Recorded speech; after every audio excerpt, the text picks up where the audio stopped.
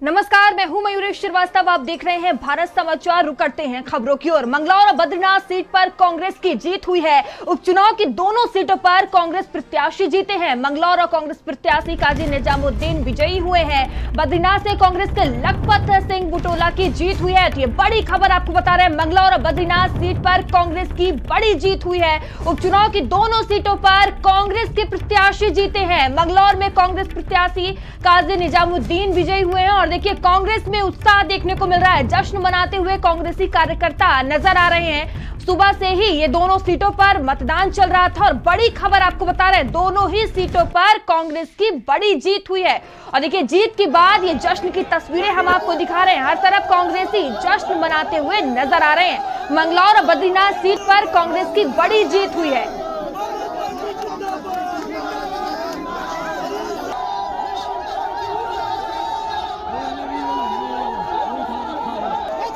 और देखिए सीधी तस्वीरें हम आपको दिखा रहे हैं। जिस तरह से कांग्रेस की दोनों ही सीटों पर जीत हुई है, उसको लेकर सभी काफी उत्साहित नजर आ रहे हैं। लोग जश्न मनाते हुए नजर आ रहे हैं। कांग्रेस के समर्थकों ने जीत का जश्न मनाया है। ये सीधी तस्वीरें हम आपको दिखा रहे हैं। देखिए सब काफी उत्साहित नजर आ रहे हैं, अपनी जीत का जश्न मनाते हुए नजर आ रहे हैं। ये मंगलौर से कांग्रेस प्रत्याशी काजी निजामुद्दीन जीते हैं और देखिए जीत के बाद कांग्रेसी समर्थकों में काफी उत्साह देखने को मिल रहा है। मंगलौर और बद्रीनाथ सीट पर दोनों ही सीटों पर कांग्रेस ने बड़ी जीत हासिल की है और देखिए भारतीय जनता पार्टी को दोनों ही सीटों पर बड़ा झटका लगा है और ये तस्वीरें हम आपको दिखा रहे हैं। कांग्रेस के समर्थकों ने जीत का जश्न मनाया है। तो चुनाव का रण और देखिए रण में कांग्रेस ने भारी जीत हासिल की है और जीत के बाद की ये तस्वीरें देखिए लोग काफी उत्साहित नजर आ रहे हैं। मंगलौर और बद्रीनाथ सीट पर सुबह से ही मतदान की प्रक्रिया चल रही थी। देखिए ढोल नगाड़ों के साथ लोग जश्न मनाते हुए नजर आ रहे हैं।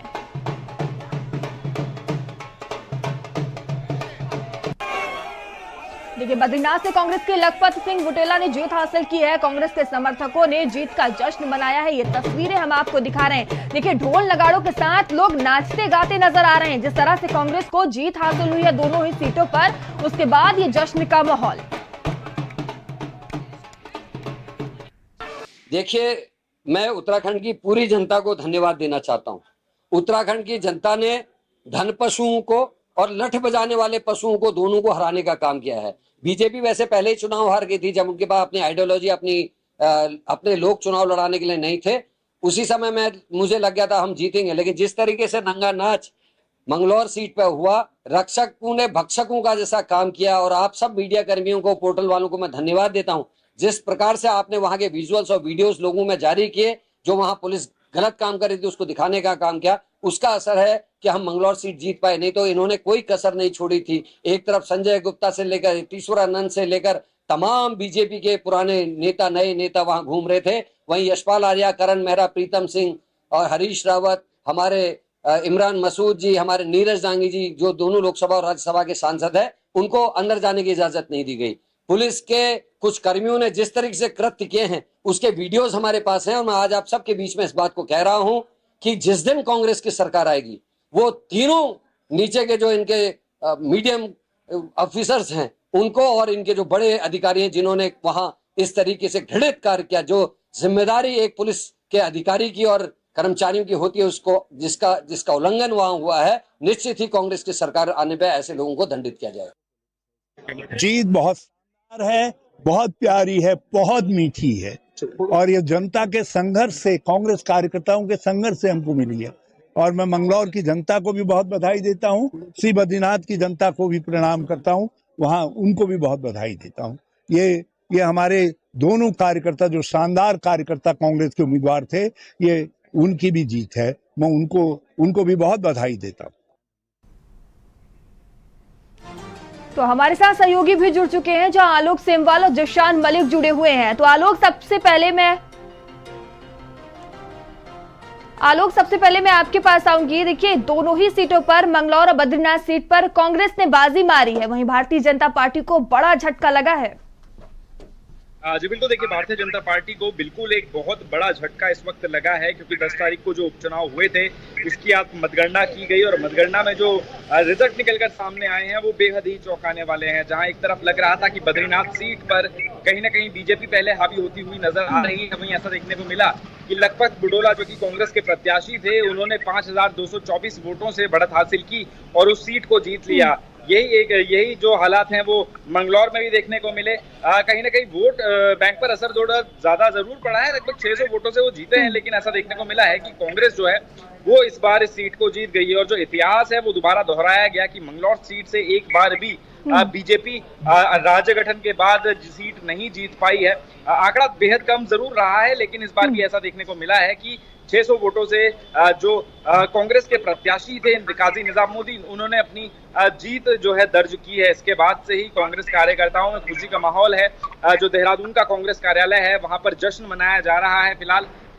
और साफ तौर पर जो कांग्रेस के कार्यकर्ता हैं, जो नेता हैं, उनका साफ तौर पर एक कहना है कि एक लोकतंत्र की जीत है, क्योंकि जिस हिसाब से मंगलौर विधानसभा सीट पर जब उपचुनाव हो रहे थे तो उस दौरान कई आरोप भी कांग्रेस के द्वारा लगाए गए कि उनके नेताओं को अंदर जाने की अनुमति नहीं दी जा रही है। साथ ही साथ सुबह जो है झगड़ा भी किया गया, जिसके बाद से ऐसा देखने को मिला कि मंगलौर सीट पर कांग्रेस जीत गई और बद्रीनाथ सीट पर भी कांग्रेस ने अपनी जीत दर्ज की है।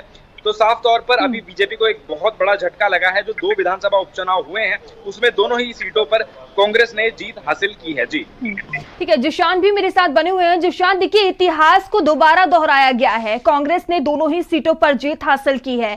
तो देखिए कांग्रेस के किस चीजों का फायदा मिला है और बीजेपी से कहां चूक रह गई, क्योंकि उनकी तरफ से लगातार जीत के दावे किए जा रहे थे कि दोनों ही सीट हम जीतेंगे। देखिए, आपको बताते चले कि जो मंगलौर विधानसभा सीट पर पहले से ही कांग्रेस और बसपा का यहाँ पर कब्जा रहा है। तब से उत्तराखंड हुआ आज तक जो बीजेपी है इस सीट को कभी जीत नहीं पाई है।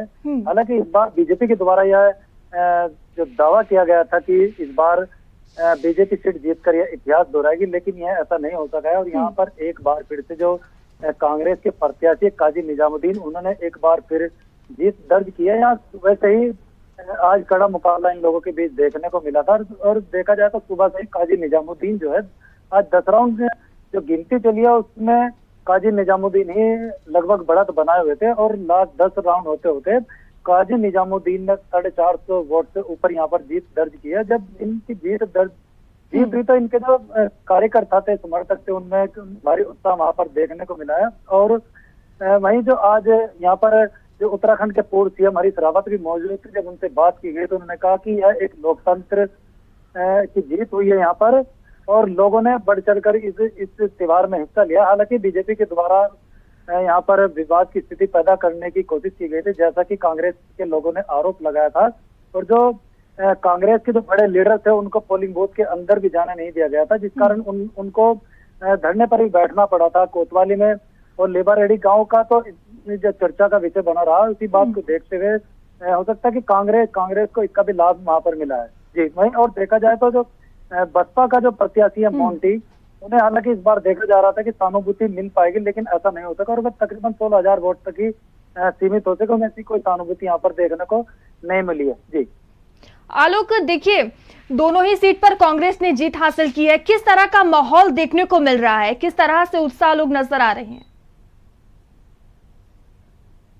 जो है बड़ा माहौल इस वक्त देखने को मिल रहा है। काफी खुश माहौल में कांग्रेस कार्यकर्ता इस वक्त नजर आ रहे हैं। जैसे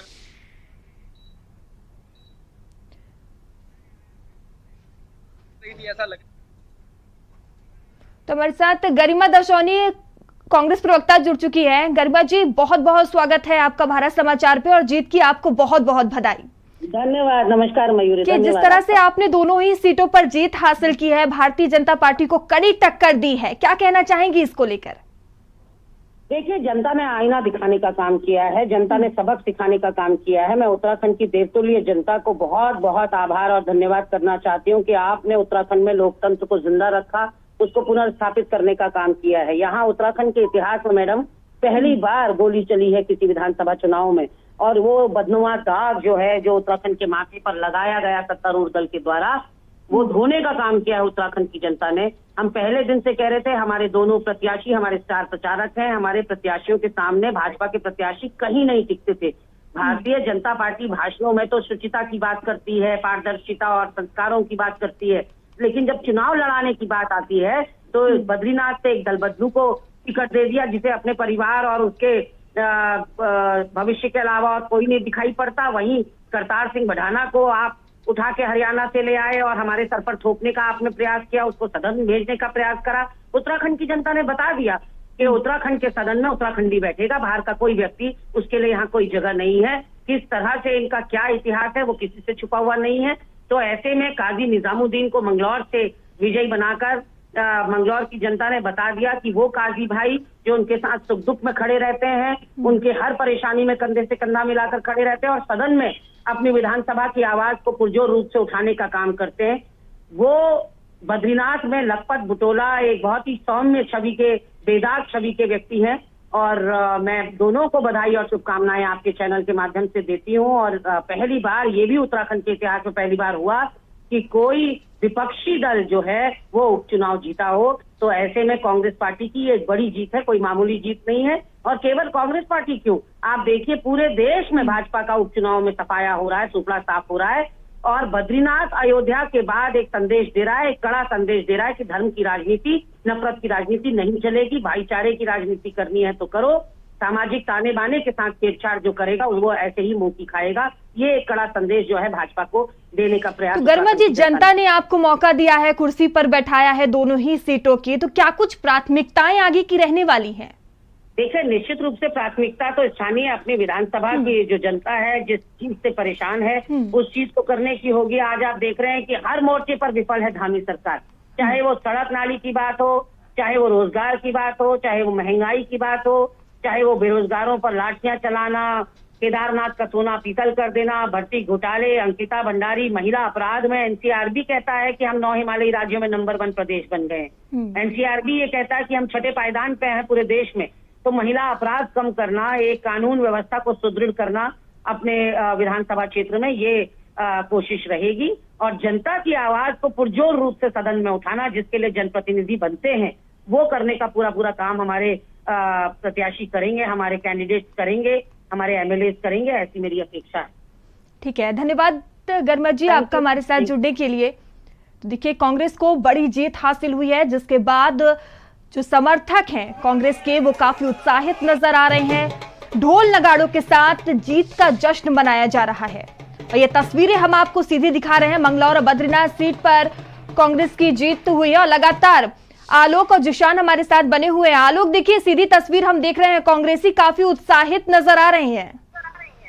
हाँ जी बिल्कुल, देखिए कांग्रेस कार्यकर्ताओं में पूरी तरह से जश्न का माहौल इस वक्त है, क्योंकि दोनों सीटें जो है, 2 उपचुनाव हुए थे और दोनों सीटों पर कांग्रेस ने जीत हासिल की है। भले ही मंगलौर सीट से कहीं ना कहीं मार्जिन थोड़ा कम जरूर रहा हो, लेकिन उसमें भी कांग्रेस ने ही फिलहाल जीत हासिल की है। जहां तक कि सबसे बड़ी बात मैं आपको बताना चाहूंगा कि बद्रीनाथ सीट पर जो बीजेपी की रणनीति थी, जो राजनीति के तहत उन्होंने राजेंद्र भंडारी को अपने पक्ष में किया था और ये सोचा था कि जो बद्रीनाथ सीट है वो कांग्रेस के हाथ से निकलकर बीजेपी के पक्ष में आ जाएगी, वो भी फिलहाल नहीं हुआ है। बीजेपी की रणनीति काम यहाँ पर नहीं करी है, कांग्रेस को ही जनता का समर्थन पड़ा है और कहीं ना कहीं जो वहाँ के जो प्रत्याशी हैं कांग्रेस के लखपत बुटोला, उन्हें अभी फिलहाल जनता ने विधायक के रूप में अब चुना है। तो अब देखने वाली बात यही होगी कि आने वाले ये जो 2 विधायक हैं आने वाले कार्यकाल में किस हिसाब से काम करते हैं और जो 2027 विधानसभा चुनाव होने वाला है उसमें किस हिसाब से असर देखने को मिलेगा। क्या कांग्रेस जो जनता है वो बदलाव चाहेगी, बीजेपी को सत्ता से हटाएगी या बीजेपी के पक्ष में ही वोट देगी, ये खैर आने वाला वक्त ही बताएगा। जी तो देखिए, लगातार जीत का जश्न मनाया जा रहा है। उपचुनाव के रण में कांग्रेस की जीत हुई है और तस्वीरें हम आपको सीधे दिखा रहे हैं। जिशान भी लगातार बने हुए हैं। जिशान, देखिए जनता के बीच क्या कुछ मुद्दे नजर आए? आपने जमीनी हकीकत देखी, लोगों से बातचीत की, तो जो जनता है दोनों ही सीटों की, उनके बीच मुद्दे क्या नजर आए? देखिए, सबसे बड़ा मुद्दा जो मंगलौर विधानसभा सीट पर रहा है, शिक्षा, सड़क और सफाई व्यवस्था को लेकर यहाँ पर ज्यादा देखने को मिला है। वहीं जो क्षेत्र की जनता है उनका यह कहना था कि मंगलौर विधानसभा जो है विकास कार्य से हमेशा दूर रही है, लेकिन इस बार जो काजी निजामुद्दीन जो कांग्रेस के प्रत्याशी, उन्होंने भी विकास कार्यों के बड़े बड़े दावे यहाँ पर किए। वहीं जो पूर्व में तो भारतीय जनता पार्टी के जो प्रत्याशी थे करतार बढ़ाना, उन्होंने भी इसको मैंगलोर को बेंगलोर बनाने की बात तक कह दी थी। लेकिन अब देखने वाली बात यह है कि जैसा कि काजी निजामुद्दीन यहाँ से विधायक घोषित हो गए हैं।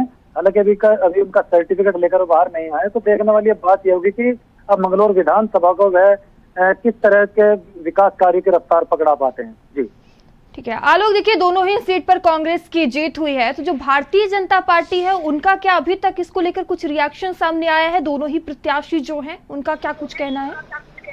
देखिए अभी तक कोई ऐसा खास रिएक्शन तो सामने नहीं आया। अभी तक दोनों ही प्रत्याशियों की तरफ से कुछ ऐसा मौजूदा अपडेट सामने नहीं आया, लेकिन आपको साफ तौर पर मैं आपको बता दूं कि दोनों ही सीटों पर हार के बाद भाजपा के जो प्रत्याशी हैं वो मायूस जरूर होंगे, और भाजपा को कहीं ना कहीं एक बड़ा झटका लगने का काम इस वक्त हुआ है, क्योंकि भाजपा जो है विधानसभा चुनाव में इन्होंने जीत हासिल की थी पूरे मत के साथ, और फिलहाल अब 2 सीटें इनके हाथ से निकल गई हैं। तो कहीं ना कहीं एक चिंता का विषय जरूर है भाजपा के लिए, और आने वाले विधानसभा चुनाव में किस तरह से ये रणनीति बनाकर आने वाले विधानसभा चुनाव में जीत दर्ज करेंगे, ये एक देखने वाली बात जरूर होगी। जी ठीक है, आप दोनों का ही बहुत बहुत धन्यवाद मेरे साथ जुड़ने के लिए।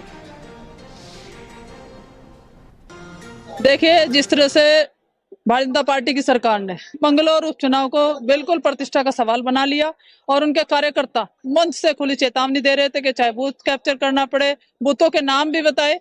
ये जोरदार तमाचा है जो मंगलौर की सम्मानित जनता ने इन तानाशाही लोगों के मुंह पर मारा है, और आगे आने वाले समय के लिए संकेत है कि जनता बदलाव का मन बना चुकी है और तानाशाही को जीतने नहीं देंगे।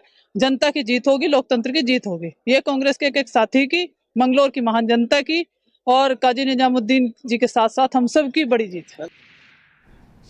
और चलिए आगे बढ़ते हैं।